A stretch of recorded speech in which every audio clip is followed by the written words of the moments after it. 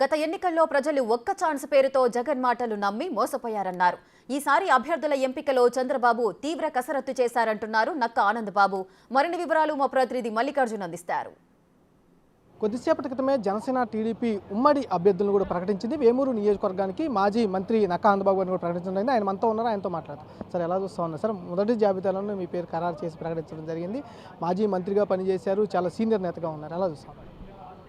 Okay, చాలా sir కూడా ఎప్పుడు జరిగినటువంటి ఎక్సర్సైజు ఇవన్నీ కూడా సర్వే రిపోర్ట్స్ కూడా చాలా అత్యధిక శాతం ఎక్కువ మంది ప్రజల అభిప్రాయాలు కూడా సమీకరించి ఈ మొత్తం ఇదంతా కూడా చేసినట్టు కనపడింది. చెప్పారు వారు కూడా అదే విషయం చెప్పడం జరిగింది. 94 సీట్లు ఒకసారి అనౌన్స్ చేయడం అనేది మేము గతంలో చాలా పర్యాయాలు చూసాం, కానీ చాలా సంతోషంగా ఉంది. తప్పనిసరిగా ఇదే ఊపుతో మొత్తం ఉమ్మడి మేనిఫెస్టో కూడా త్వరలోనే విడుదలైంది. ఇదే ఊపితో ముందుకెళ్ళడానికి సిద్ధమవుతా ఉన్నాం. అంటే ఎలా చూస్తూ ఉన్నారు సార్? వేమూరులో కూడా గతంలో ఓడిపోయారు, అంతకుముందు గెలిచారు. ఈసారి ఎలా ఉండబోతా ఉంది? అసలు వేమూరు గురించి అసలు మాట్లాడాల్సిన అవసరం లేదు. One side election. గతంలో ఓడిపోయాను, 2 సార్లు గెలిచాను, గాలిలో ఏదో ఓడిపోయాం అనుకోండి. నేనేమి తప్పు చేసో అవినీతి పాల్పడో అభివృద్ధి చేయకో ప్రజలను పట్టించుకోక ఓడిపోలేదు.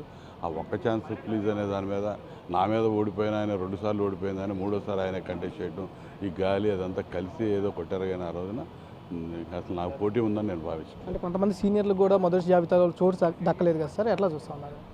జాబితాలో సీటు దక్కనంత మాత్రం సీటు లేదని నేను భావించట్లేదు. ఇంకా టైం ఉంది, మిగతా వాటిలో కూడా ఎక్సర్సైజ్ చేసి పార్టీ నిర్ణయం తీసుకుంటాను. అయితే ప్రధానంగా గతంలో ఓడిపోయినా కూడా ఈసారి కంపల్సరీగా గెలుస్తాను, ఇప్పటికే 2 సార్లు నేను గెలుపొందడం జరిగింది, మంత్రిగా కూడా పనిచేయడం జరిగింది అంటూ కూడా తెలియజేశారు. అంతేకాకుండా చాలా ఎక్సర్సైజ్ తర్వాతే వేమూరు నియోజకవర్గానికి తన పేరు ప్రకటించారని కూడా చెబుతున్నా ఉన్న పరిస్థితి కనిపిస్తాం. కెమెరా సురేష్తో మల్లికార్జున, బిగ్ టీవీ, విజయవాడ.